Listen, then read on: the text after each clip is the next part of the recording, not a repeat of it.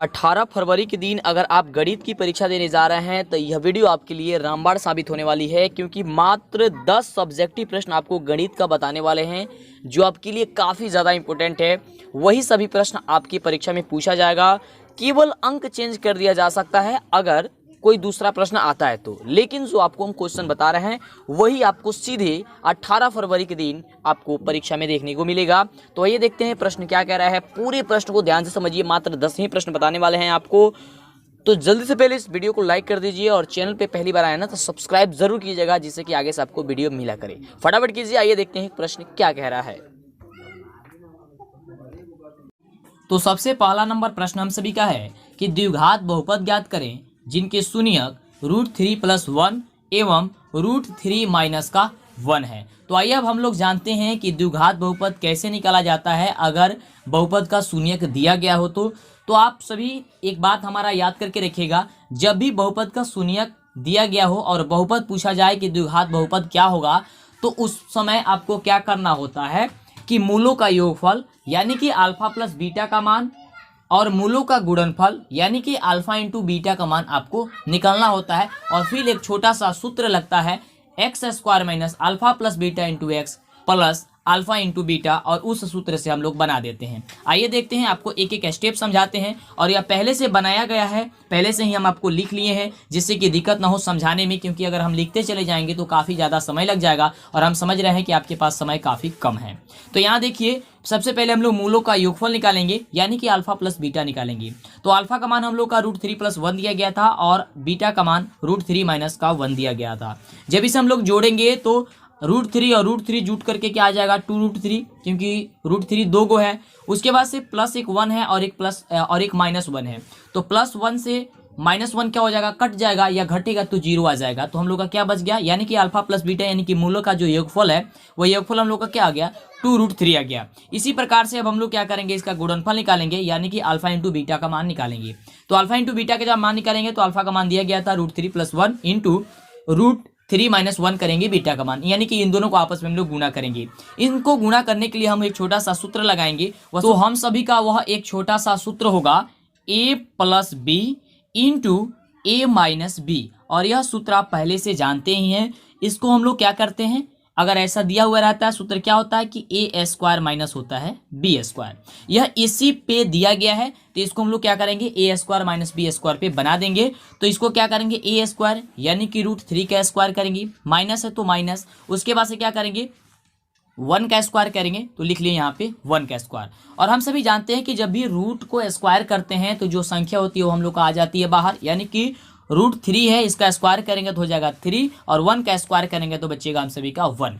और 3 में से जब 1 को हम लोग घटाएंगे तो आ जाएगा कितना 2, कितना आ गया 2। तो अब हम लोग का क्या प्राप्त हुआ है, अल्फा प्लस बीटा का मान 2√3 और अल्फा इंटू बीटा का मान प्राप्त हुआ है 2। अब आसानी से हम सभी द्विघात बहुपद निकाल देंगे। तो द्विघात बहुपद निकालने का एक सूत्र होता है, वह सूत्र क्या होता है आप सभी को पता है कि x² - alpha plus beta into x plus alpha into beta. और क्रैश कोर्स वाले वीडियो में भी हमने आपको पहले ही बता दिया है ये सारी चीज़ें कि द्विघात बहुपद का सूत्र क्या होता है। अब आपको कुछ भी नहीं करना है, बस यहाँ पे मान रख देना है। तो देखिए x² है तो x² को x² रहने देंगे, माइनस है तो माइनस का माइनस रख देंगे, और अल्फा प्लस बीटा, तो अल्फा प्लस बीटा का मान हम लोग निकाले थे अभी, तो कितना आया था 2√3 आया था, तो हमने 2√3 यहाँ पे रख दिया। उसके बाद से x का आ रहा है तो x से हम लोग गुणा कर देंगे तो हो गया यहाँ पे x। उसके बाद से अल्फा इंटू बीटा, तो अल्फा इंटू बीटा का मान हमने निकाला था 2, तो यहाँ पे भी हमने लिख दिया +2। उसके बाद से इसे छोटे से हम सॉल्व करेंगे, या इतना भी आप आंसर लिख सकते हैं, कोई दिक्कत नहीं है। फिलहाल इसे आइए एक स्टेप और सॉल्व कर लेते हैं। तो x² का x² हो जाएगा, और यहाँ पे देखिए कोष्टक को हटा देंगे, बस यही एक स्टेप करना है छोटी सी। तो यहाँ पे क्या करेंगे हम लोग माइनस लगा देंगे, तो हो जाएगा 2√3x आप प्लस का 2 का 2 हो जाएगा, और यही आपका क्या हो जाएगा द्विघात बहुपद निकल करके आ जाएगा। और द्विघात बहुपद जो होता है वह क्या होता है, यही ना होता है कि ax² + bx + c के रूप का हो, तो यह ax² + bx + c के रूप का आ चुका है, तो ये आपका सही उत्तर हो गया। चलिए आगे बात करते हैं अगले प्रश्न की, ध्यान से देखिएगा। अगला देखिए प्रश्न है, काफी इंपोर्टेंट प्रश्न है, वीडियो को लाइक कर दीजिए, काफी मजा आने वाली है अब आपको, क्योंकि आपकी अब संपूर्ण तैयारी होने वाली है। मात्र 200 ही आपको हम प्रश्न बताएंगे, काफी आसान और इजी तरीके से मैथ की, यानी कि सभी सब्जेक्ट का तो बता ही रहे हैं और मैथ का भी बताएंगे, जिससे आपकी संपूर्ण तैयारी हो जाएगी। अगर आप परीक्षा में बैठेंगे ना तो एक भी क्वेश्चन आपसे हट के नहीं आएगा, मतलब जो हम बताएं उसी में से आएगा, उससे बाहर आ नहीं सकता है। तो आपको सब कुछ छोड़ करके बस 200 क्वेश्चन को याद कर लेना है, 200 क्वेश्चन को सॉल्व कर लेना है अच्छे तरीके से। आइए बात करते हैं अगले प्रश्न की। अगला प्रश्न देखिए, और आपको बनाने को आता है तो भी आपको बढ़िया से समझना है, क्योंकि समझने का जब हम आपको कोई बात बताएंगे ना तो अच्छे से दिमाग में फिट हो जाएगा और आपको याद आ जाएगा, क्योंकि सुनना हुआ चीज जो होता है ना काफी लंबे समय तक याद रहता है। चलिए, तो प्रश्न कह रहा है कि A1/A2 B1/B2 और C1/C2 का तुलना कर बताएं कि रैखिक समीकरण 2x - 3y = 8 और 4x - 6y = 9 संगत है या फिर यह असंगत है। संगत कब होता है, असंगत कब होता है, ये सारी चीजें हमने पहले आपको क्रैश कोर्स वाली जो वीडियो चल रही थी उसमें ही आपको हमने बता दिया है। तो नहीं देखे हैं तो देख लीजिएगा, सारी वीडियो का लिंक जो है नीचे जो है वो डिस्क्रिप्शन में दिया गया है। तो आइए बात करते हैं। सबसे पहले हम लोग क्या करेंगे, जो समीकरण हम लोग को दिया गया है उन समीकरण को हम लोग लिख लेंगे। जैसे हम लोग का समीकरण दिया गया है क्या चीज, 2x - 3y = 8 और 4x - 6y = 9। और जो पहला समीकरण होता है वह किस रूप का होता है, तो a1x + b1y + c1 = 0। और दूसरा जो समीकरण दिया हुआ रहता है कहीं पे भी तो वह a2x + b2y + c2 = 0 के रूप का होता है। अब इसको हम लोग क्या करेंगे, कंपेयर करेंगे, यानी कि हम लोग क्या करेंगे, a1/a2 बराबर b1/b2 और बराबर c1/c2 करेंगे। तो देखिए यहाँ पे a1 का मान आप देख रहे हैं, जो सबसे पहले है यहाँ पे देखिए x से पहले जो जुड़ा होगा वही आपका a1 का मान होगा, यहाँ y से पहले जुड़ा होगा वो आपका क्या होगा, तो b1 का मान होगा, और c1 का जो मान होगा ये आप देख पा रहे हैं, जो पहले होगा वही आपका c1 का मान होगा। तो इस तरीके से हम क्या करेंगे, यहाँ पे कंपेयर करेंगे। तो कह रहा है कि a1/a2, यानी कि यहाँ पे a1 का मान 2 है तो 2 और a2 का मान क्या हो जाएगा, यहाँ पे 4 हो जाएगा, तो 4 हमने लिख दिया, बराबर b1/b2। तो b1 का मान क्या है, -3 है तो -3। अब b2 का मान क्या है, -6 है तो -6 हमने यहाँ पे क्या कर दिया, रख दिया। ओके, चलिए आगे बात करते हैं। अब यहाँ पे देखिए ध्यान से, अब यहाँ पे c1/हम लोग को क्या रखना है, c2 रखना है। तो जब हम लोग क्या करेंगे, यहाँ पे c1/c2 रखेंगे तो c1 का मान यहाँ पे क्या होगा, -8 लिखा गया है। क्यों, क्योंकि ये देखिए बराबर के इस साइड दिया गया है, तो बराबर के जब हम लोग इस साइड बाएं साइड जब इसे हम करेंगे, दाहिने साइड दिया गया है तो क्या होगा, माइनस में चला जाएगा, तो वही चीज यहाँ पे क्या लिखा गया, -8 लिखा गया है। ओके, चलिए, और यहाँ पे देखिए c2 का जो मान है यहाँ पे माइनस छूट गया है, माइनस लगा लीजिएगा, क्योंकि इससे भी हम लोग क्या करेंगे, बाएं तरफ भेजेंगे तो ये भी माइनस में चला आएगा, यानी कि ये भी माइनस में आ गया। अब यहाँ पे ध्यान से देखिएगा, जब इस हम लोग यहाँ पे कंपेयर इसको करते हैं तो जब यहाँ पे हम कटाते हैं, देखिए यहाँ पे माइनस से माइनस कटा करके यहाँ पे प्लस लिख दिया है, यहाँ पे तो सही किया, इस स्टेप में माइनस छूट गया, ठीक है, वो टाइप करते वक्त ऐसा होता है। तो 2/4 दिया गया तो उसे कटाएंगे तो क्या हो जाएगा, 1/2 आएगा, यहाँ पे 1/2 आएगा, टाइप जो है गलती हुआ है। उसके बाद से माइनस माइनस कट जाएगा और 3/6 दिया गया है तो 1/2 आ जाएगा, यानी कि 1/2 बराबर 1/2 तो आ गया, लेकिन 8/9 दिया गया है वह तो बराबर नहीं है। तो आप सभी जानते हैं कि जब दो बराबर हो, है ना, यानी कि a1/a2 बराबर b1/b2 हो और बराबर c1/c2 नहीं हो, है ना, अगर तीसरा बराबर नहीं होता है तो क्या होता है, वह जो रैखिक समीकरण युग्म होता है वह क्या होता है, असंगत होता है। ठीक है, क्या होता है, असंगत होता है। ये थोड़ी सी यहाँ पे टाइप में गलती हुआ है तो आपको हमने समझा दिया, कोई दिक्कत आपको नहीं होने वाली है। और ये सारी चीजें कहाँ से है, आपको कहाँ पे मिल जाएगी, इसका पीडीएफ नोट्स वगैरह हर चीज तो हमारे ऐप में मिल जाएगी। ठीक है, ऐप का लिंक नीचे कहाँ है, डिस्क्रिप्शन में है, या प्ले स्टोर पर जाकर के मंटू सर या डीएलएस एजुकेशन लिखिएगा तो आपको मिल जाएगी। और हम यह ऐप से ही बना रहे हैं, है ना, यह ऐप में ही, और ऐप को ही ओपन करके हम बना रहे हैं, पहले से इसको लिख करके रखा गया है। चलिए आगे बात करते हैं। कह रहा है कि अगला प्रश्न कि दो क्रमागत धनात्मक पूर्णांकों का गुणनफल 240 है, इससे द्विघात समीकरण के रूप में लिखिए। अब देखिए यहाँ पे कह रहा है प्रश्न कि दो क्रमागत धनात्मक पूर्णांक का जो है योगफल वो 240 दिया गया है, और इसे हम लोग क्या करना है, इसका द्विघात समीकरण के रूप में हम लोग को क्या कर देना है, इसे लिख देना है। तो द्विघात समीकरण में कैसे लिखा जाएगा आइए हम लोग जानते हैं। उसके पहले लाइक नहीं किए तो लाइक कर दीजिए और कमेंट करके बताइए कि आपको वीडियो कैसा लग रहा है, और अगर आप चाहते हैं इसी तरह का वीडियो तो सब्सक्राइब नहीं किए तो प्लीज़ पहले तो सब्सक्राइब कीजिए, क्योंकि जब तक आप चैनल को सब्सक्राइब नहीं करेंगे तब को आपको आगे से वीडियो नहीं मिल पाएगी और तैयारी नहीं हो पाएगी। क्योंकि आप सभी को तो पता है कि हम प्रत्येक सब्जेक्ट का 200 सब्जेक्टिव और 300 ऑब्जेक्टिव, यानी कि एक सब्जेक्ट का 500 क्वेश्चन आपको एकदम याद करा देना है। आप लोगों को कैसे भी करके हमें, ये हम पे डिपेंड करता है, और इतने ही दिन में आपको अच्छी तैयारी करा देनी है। समझते हैं आप ही कि 500 अगर क्वेश्चन आपको याद हो जाएगा तो संपूर्ण आपको तैयारी हो जाएगी। तो जितना जल्दी हो सकता है चैनल को सब्सक्राइब कर लीजिए। आइए बात करते हैं इसे कैसे हम लोग बनाएंगे। इसको बनाने के लिए सबसे पहले हम लोग क्या करेंगे कि यहाँ पे दिया गया क्वेश्चन में ही, क्वेश्चन को ध्यान से समझ करके बनाया जाता है। कह रहा है क्वेश्चन की दो क्रमागत धनात्मक पूर्णांकों का गुणनफल। तो सबसे पहले तो हम लोग का दो क्रमागत धनात्मक पूर्णांक हम लोग को मानना पड़ेगा। तो आइए हम लोग मानते हैं कि दो धनात्मक पूर्णांक कौन कौन सा होगा। तो यहाँ पे हम लोग सबसे पहले लिख लेंगे कि माना कि दो क्रमागत धनात्मक पूर्णांक यानी कि पहला x है और दूसरा क्या हो जाएगा x+1 हो जाएगा। अब प्रश्न के अनुसार हम लोग चलेंगे, क्योंकि प्रश्न हम सभी का कह रहा था कि दो क्रमागत धनात्मक पूर्णांकों का जो गुणनफल है वह 240 है, यानी कि x और x+1 का जो गुणनफल है वो कितना दिया गया है, 240 दिया गया है। तो x और x+1 को हम लोग गुणा करेंगे तो ध्यान से देखिए, इसे हम सॉल्व करेंगे तो x में जब x से गुणा करेंगे तो हो जाएगा x² और फिर x में 1 से गुणा करेंगे तो हो जाएगा x, और 240 का 240 हम लोग तो लिख ही देंगे। आगे बात करते हैं। यहाँ पे देखिए जब इस रूप में ये आ गया तो इसे हम लोग क्या करेंगे, अब पक्षांतरित कर लेंगे जो 240 दिया गया है, क्योंकि हम लोग को द्विघात समीकरण के रूप में लिख देना है। तो देखिए x² तो x² प्लस x तो x, और 240 जो दिया गया है वह 240 को क्या कर लेंगे हम लोग बाएं तरफ भेज देंगे 0 के, तो यह हो जाएगा x² plus x minus 200 plus x minus 240 बराबर 0, और यही आपका उत्तर हो जाएगा। क्योंकि प्रश्न बस यही पूछा जा रहा था कि दो क्रमागत धनात्मक पूर्णांकों का गुणनफल अगर 240 है तो इसे आप द्विघात समीकरण के रूप में लिख दीजिए। तो हमने यहाँ पे द्विघात समीकरण के रूप में लिख दिया। काफी आसान है, समझ गए कैसे बनता है यह। तो देखिए यहाँ पे सबसे पहले आपको मान लेना है कि दोनों क्रमागत संख्या x और x+1 है। प्रश्न अनुसार हम लोग चलेंगे तो x इंटू x+1 यानी कि इन दोनों का गुणनफल कह रहा था, तो गुणा करके 240। अब बस इसे सॉल्व करेंगे, बन गया, आपको अभी हमने बताया।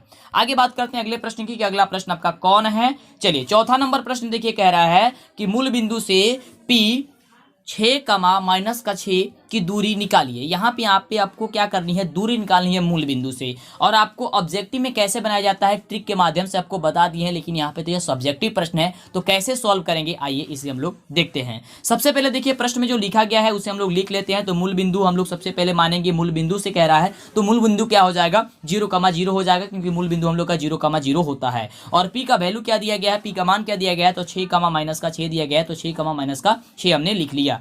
और इसकी दूरी निकालना है, तो दूरी निकालने के लिए एक सूत्र का प्रयोग किया जाता है। वह कौन सा सूत्र होता है, तो D बराबर होता है √x2 - x1 के whole square plus y2 - y1 का होल स्क्वायर। ओके चलिए, तो अब हम लोग क्या करेंगे, यहाँ पे देखिए जो मान, जो सबसे पहला वाला जो बिंदु रहता है, जो दो यह बिंदु है 0,0 और 6, तो जो सबसे पहला वाला रहता है वो x1 और y1 का मान रहता है, और उसके बाद वाला जो मान रहता है वो x2 और y2 का मान रहता है। तो फार्मूला हम लोग सभी का क्या कह रहा है कि x2 - x1, यानी कि x2 का मान क्या है हमारा 6 है, तो 6 माइनस की 0 का स्क्वायर रूट लगा करके प्लस, अब क्या करेंगे y2 - y1, यानी y2 का मान माइनस का 6 है, तो -6 और -0 का स्क्वायर। और इसे अब हम लोग क्या करेंगे, सॉल्व करेंगे। आइए सॉल्व करते हैं, ध्यान से देखिए। यहाँ पे देखिए 6 में से 0 चला जाएगा, माइनस हो जाएगा, तो कितना बचेगा, 6 बचेगा। और 6 का जब स्क्वायर करेंगे तो कितना हो जाएगा, 36 हो जाएगा। 6 का स्क्वायर करेंगे कितना हो जाएगा, 36। उसके बाद से फिर -6 दिया गया है और -0 करना है आपको, तो -6 बचेगा, और -6 को जब स्क्वायर कीजिएगा तो कितना हो जाएगा, 36 हो जाएगा।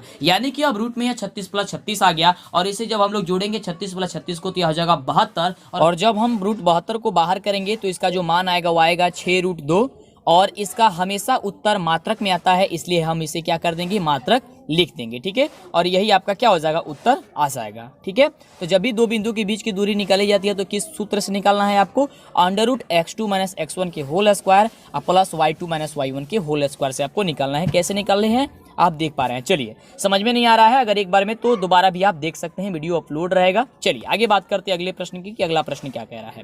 और ये जितने भी प्रश्न आपको बता रहे हैं काफी इंपोर्टेंट प्रश्न है, और ऐसा ही प्रश्न आपकी परीक्षा में पूछा जाता है।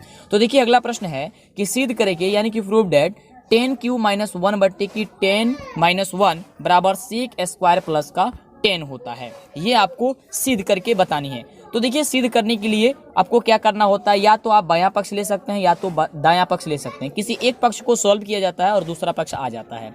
जैसे कि यहाँ पे हम LHS लेंगे, और LHS लेंगे तो जो LHS में मान है वह चीज़ हम लोग लिख देंगे यहाँ पे। देखिए तो यहाँ पे लिखा गया है 10, यह देखिए स्क्वायर नहीं होगा, क्यूब होगा, क्योंकि ये क्यूब वाला है ना, यहाँ पे टाइपिंग जो है वो गलती कर दिया है। ठीक है, तो क्या होगा 10³ थीटा - 1 बटे की 10 थीटा - का 1।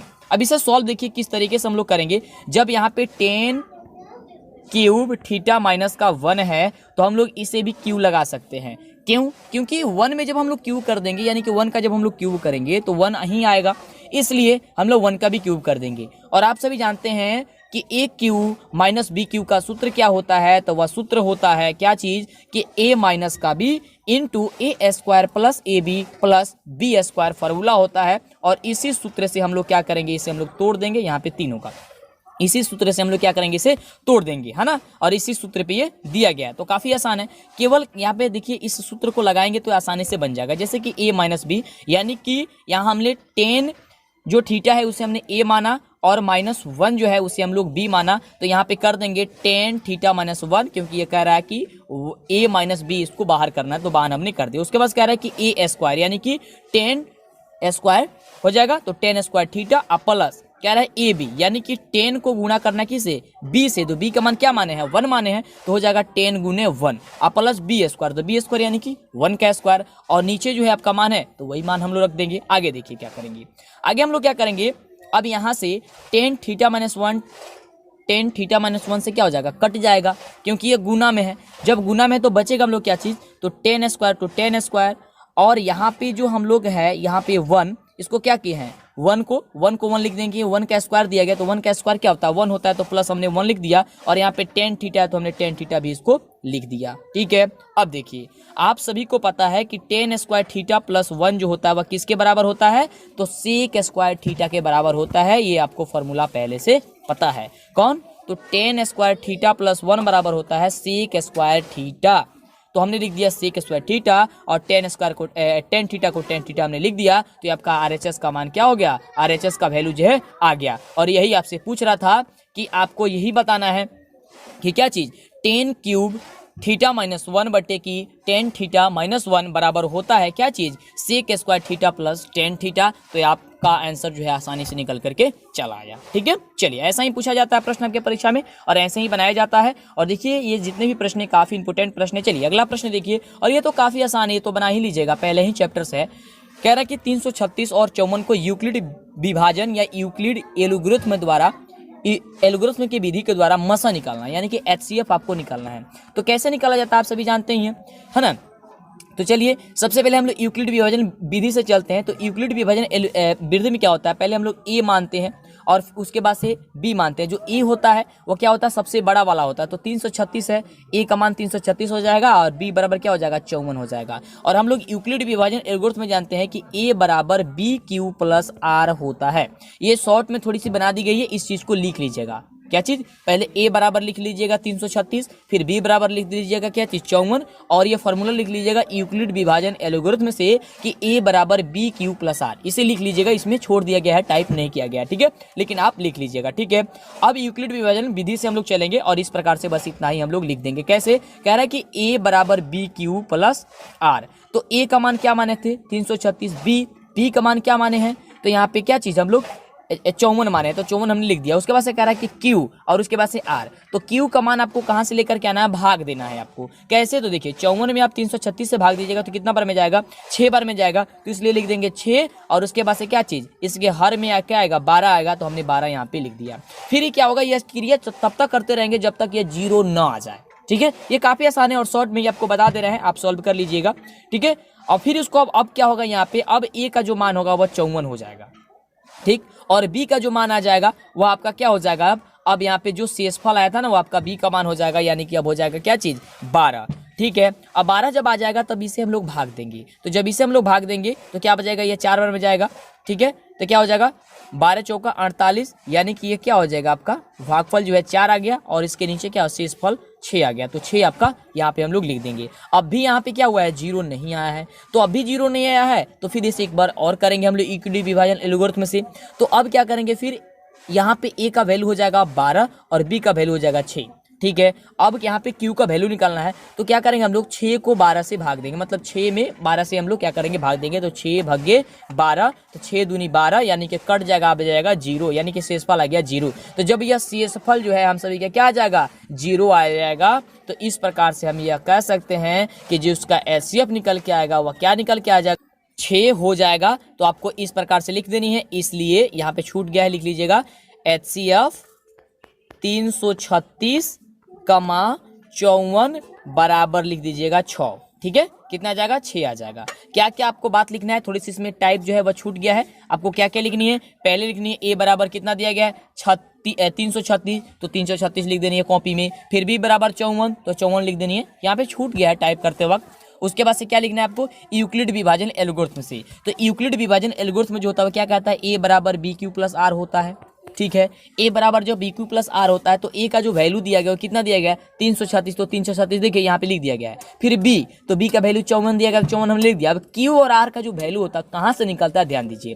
क्या करते हैं हम लोग, जो यहाँ पे b का वैल्यू दिया रहता है वो a का वैल्यू दिया रहता है, इन दोनों में हम लोग भाग करते हैं। जैसे ही देखिए यहाँ पे 54 में 336 से भाग दिया गया है, तो 54 को 6 से कटा है तो 324 आया है। तो यानी कि जो हम लोग का 6 आएगा ना, वो हम लोग का आ जाएगा भागफल, यानी कि अब 54 गुणे 6 हो गया। जो नीचे बचेगा शेष फल वो हम लोग क्या करेंगे, प्लस में जोड़ देंगे, यानी कि वही हमारा आर का मान होता है। ठीक, और जब तक ये क्रिया करते रहेंगे तब तक हमारा मान 0 ना आ जाए, यानी कि शेष फल 0 ना आ जाए। फिर हम लोग क्या करेंगे, यहाँ पे ए का मान अब मानेंगे, तो ए का मान अब क्या होता है, अब ई वाला हो जाएगा 54 हो जाएगा, और बी वाला क्या हो जाएगा 12 हो जाएगा। इसी प्रकार से इसको भी इसमें भी देखने तो 0 नहीं आ रहा है, फिर ए का मान अब 12 हो जाएगा, उसके बाद से ये बी का मान 6 आ जाएगा। और इस प्रकार से सॉल्व कर देंगे, जो अभी आपको हमने बताया उसे हम लोग लिख देंगे। इसलिए HCF जो इसका निकल के आएगा वो क्या निकल के आया, तो 6 निकल के आया। लिख दीजिएगा कि HCF 336, 54 बराबर 6 उत्तर आपका हो जाएगा। ठीक है, चलिए आगे बात करते हैं, थोड़ी सी टाइप छूटा हुआ था।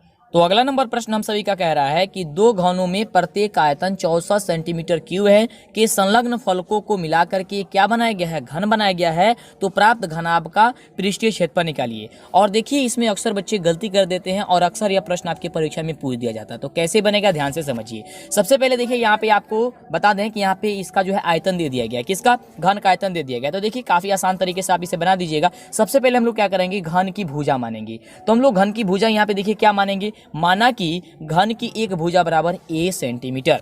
चूंकि हम लोग जानते हैं कि v बराबर होता है a क्यू, यानी कि आयतन, v हमारा बराबर हम लोग क्या कहते हैं, आयतन, यानी कि आयतन बराबर होता है घन की आयतन बराबर क्या होता है, भुजा क्यू, यानी कि a क्यू हो जाएगा।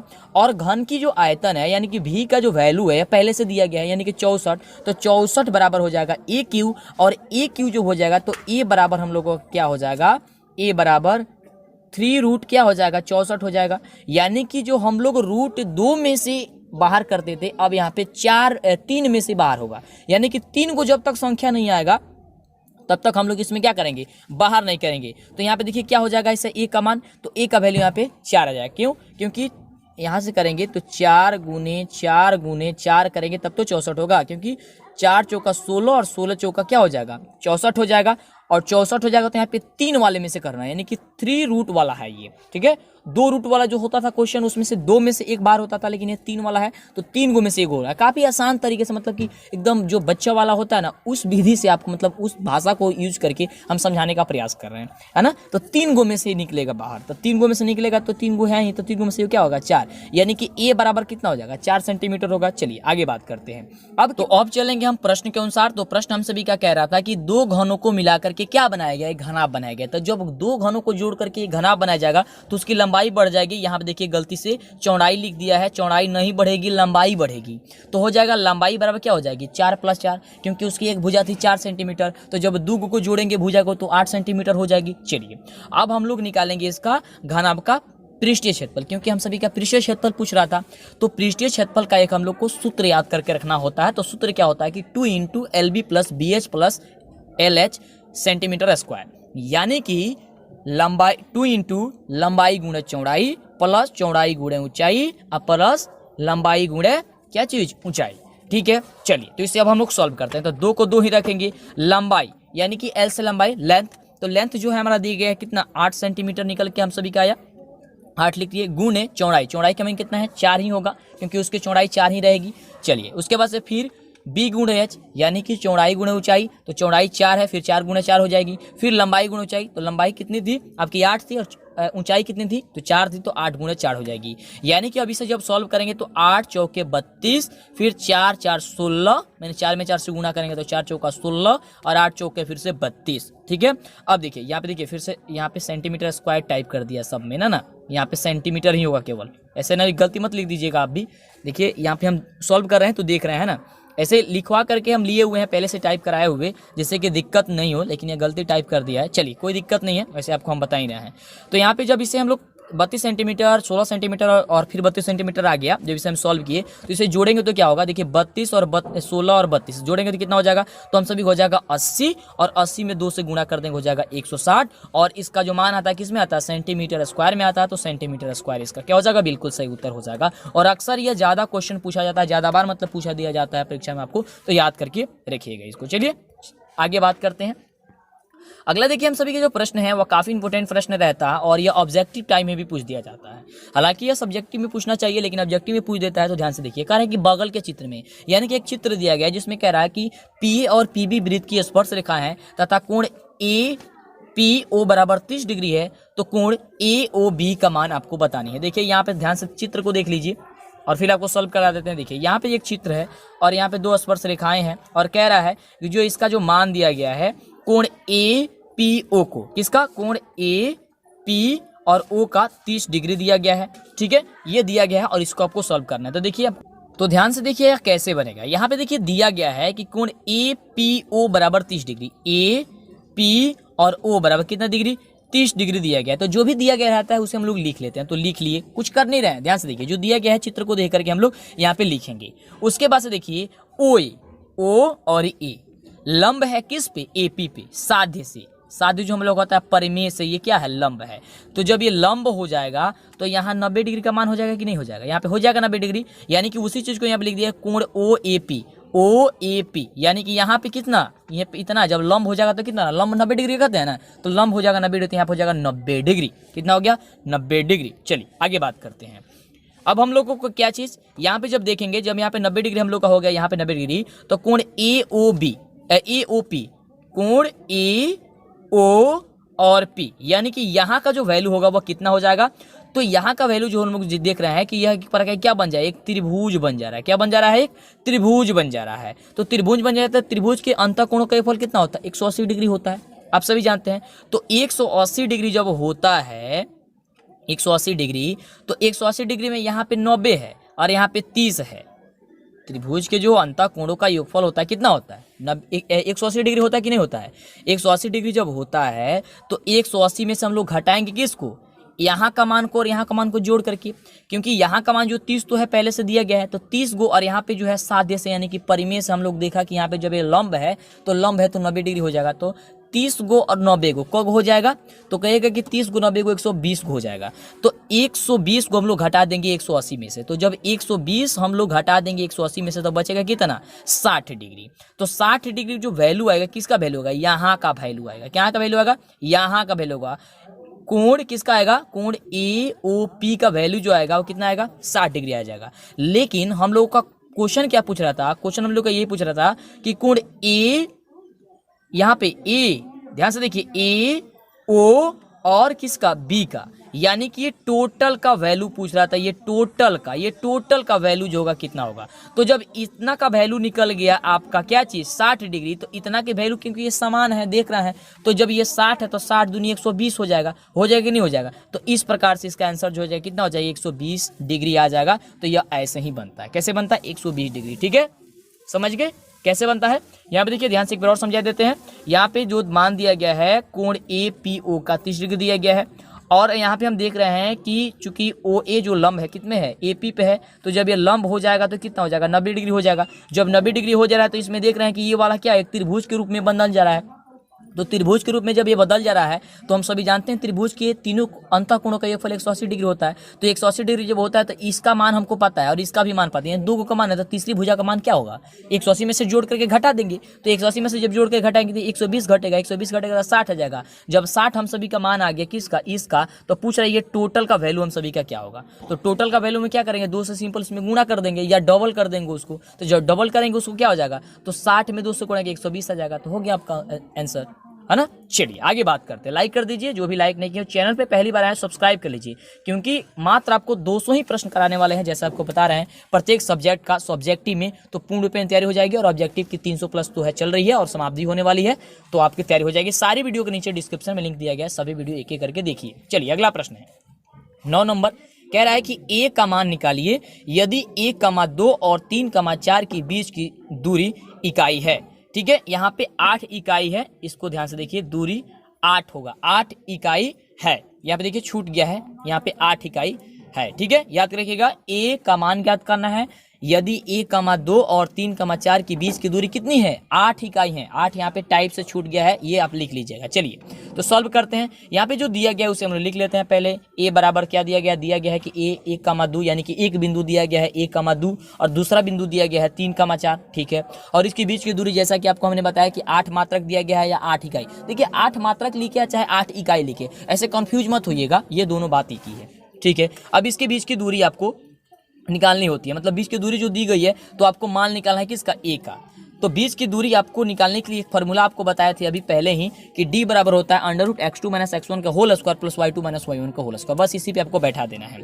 d बराबर, तो दूरी तो पहले ही से पता है, यानी कि d का मान जो है हम लोग को पहले से पता है कितना है, 8 है। और उसके बाद से √x2 - x1 के इस पे बैठाएंगे हम लोग, तो हो जाएगा क्या, √x2, तो x2 का मान क्या हो जाएगा, 3 होगा, क्योंकि जो पहला बिंदु होता है उसमें x1 y1 का मान रहता है और जो दूसरा वाला बिंदु होता है में x2 y2 का मान होता है। तो हो गया यहाँ पे। उसके बाद से क्या चीज, यहाँ पे देखिए, उसके बाद से x1, तो x1 का मान क्या हो जाएगा, e हो जाएगा। क्या हो जाएगा, x2 का मान 3 माइनस x1 का मान हो जाएगा 1 और उसका हो जाएगा स्क्वायर प्लस y2 - y1, तो y2 का मान कितना, 4 है, ठीक है। तो 4 और -2 का स्क्वायर। अब देखिए यहाँ पे ध्यान से, हम लोग का क्या चीज, दूरी 8 दिया गया तो दूरी 8 हम लोग लिख दिए। अब देखिए यहाँ पे रूट है तो रूट लगे भी करेंगे। यहाँ पे है 3 - 1 का स्क्वायर, तो 3 - 1 का स्क्वायर तो रखेंगे ही, क्योंकि 3 - 1 और यदि हम लोग नहीं रखते हैं, हटा देते हैं, तो फिर कैसे हटाएंगे, नहीं हट सकता है, क्योंकि ये एक जो है चर है और एक अचर है। तो चर और अचर दोनों आपस में कभी जुड़ नहीं सकता है, ये बात आपको पता होनी चाहिए। एक चर संख्या, एक अचर संख्या है। चलिए,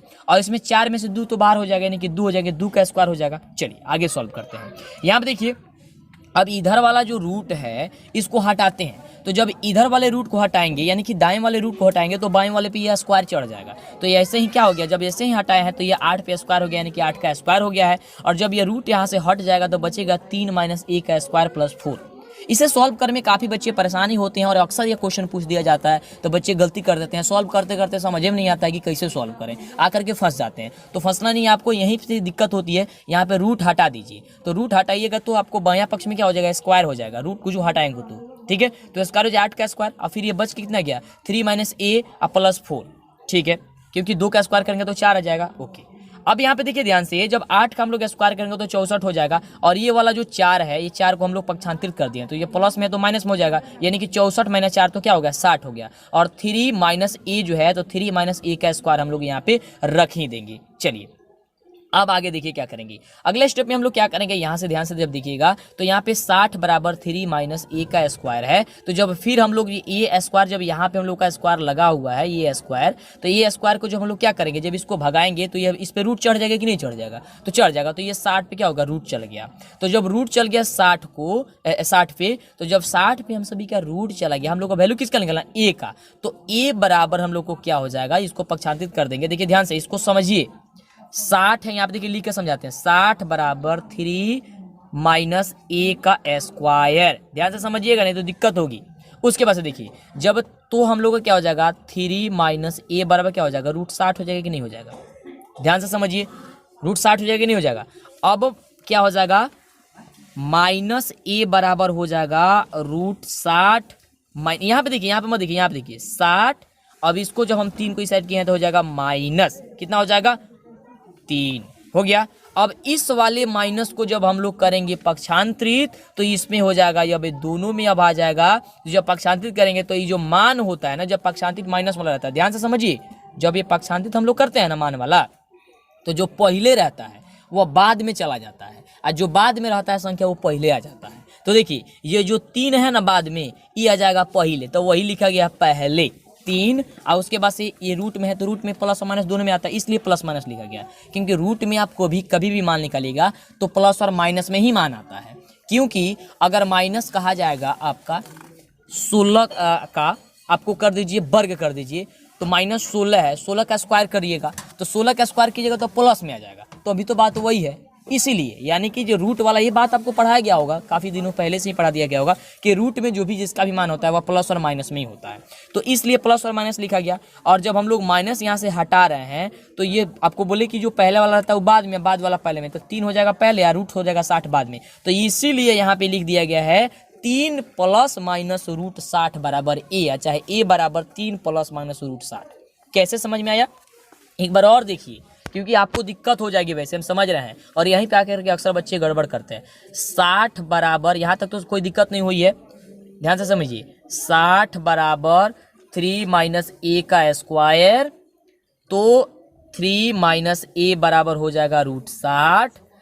तो ए बराबर हमारा होगा माइनस ए बराबर, ये 3 को पक्षांतर करेंगे क्योंकि माइनस ए तो रखेंगे हम लोग, तो हो जाएगा रूट 60 माइनस का 3। तो ये वाला माइनस को तो हटाना पड़ेगा क्योंकि वैल्यू हम लोग को केवल ए का मान निकालना था। तो जब इस वाले माइनस को हटाएंगे तो ये जो मान दिया गया है वह बदल जाता है, यानी कि जो पहले वाला है बाद में, बाद वाला पहले लग जाते हैं। जो 3 वाला हो जाएगा इधर, यानी कि 3 और रूट 7 है उसका प्लस माइनस दोनों में आंसर आता है, इसलिए कर देंगे हम लोग को प्लस माइनस रूट 60, तो हो जाएगा हम लोग का ए का वैल्यू। ठीक है, चलिए तो ऐसे आप सभी का ए का वैल्यू निकल के आएगा और अक्सर यह क्वेश्चन पूछा जाता है, तो ये क्वेश्चन को बढ़िया से याद करके रखिएगा।